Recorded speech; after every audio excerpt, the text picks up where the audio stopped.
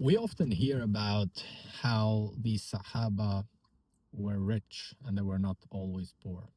We hear about Abu Bakr. We hear about Abdurrahman ibn Auf. We hear about Uthman. We hear about how they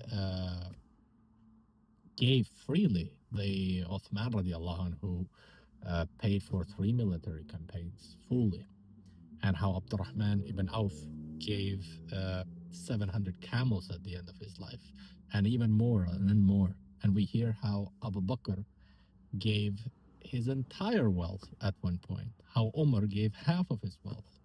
So what we hear is that the Sahaba gave and Allah gave them more. So a lot of entrepreneurs, then what they do is that they are like, okay, I'm going to give some money. So they go about their life and they do the work and they spend all of their time in their business. And then they go and they give something during Ramadan or other period. Jazakallah khair, very good. However, what is important to see among the businessmen from the Sahaba is that that was not the only thing that they did. The businessmen among the Sahaba, the ones that were concerned, they did a lot more than that. So let's talk about this hadith, okay? So it was after Fajr, and Prophet Muhammad ﷺ asked, "Who among you is fasting today?" Who raised his hand? Abu Bakr. He said, "I am." And then Prophet Muhammad ﷺ said, "Who among you followed a funeral, a janazah?" Abu Bakr raised his hand. And then he said, remember, it was after Fajr, okay?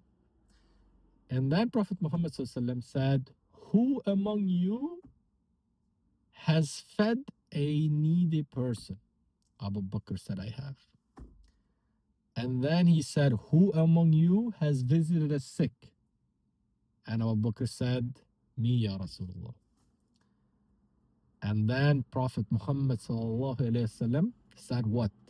He said, "Whoever combines these 4 deeds together in one day, Jannah is guaranteed for him."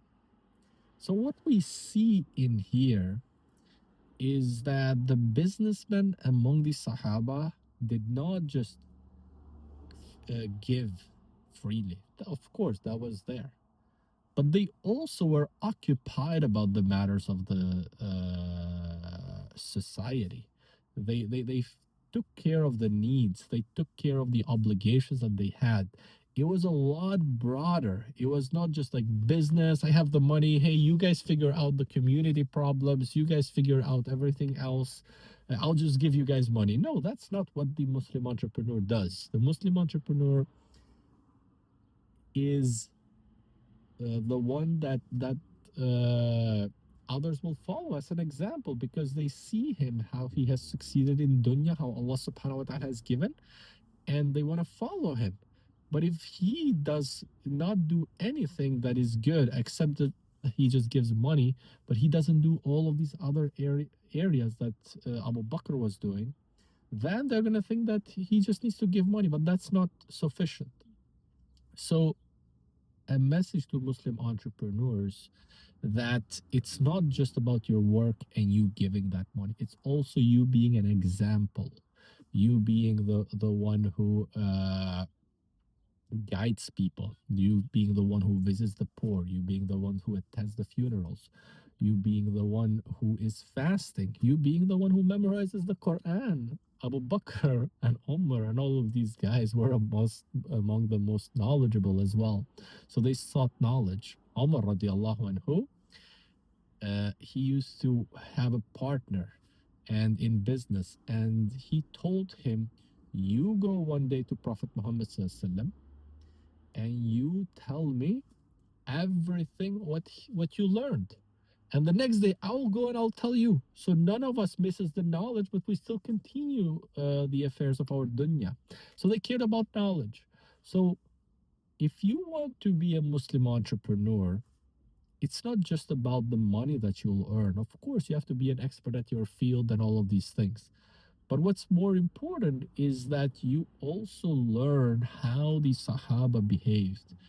You learn their character, you learn what they did, and then you combine both the behavior and the character and everything what the Sahaba did, the Sahaba entrepreneurs did, and then you apply that, and you also apply the business rules that you learn, and then Allah, of course, will put barakah into your life, inshallah. Assalamu alaikum wa rahmatullahi wa barakatuh. I'll see you next time. Please subscribe to get more content, inshallah.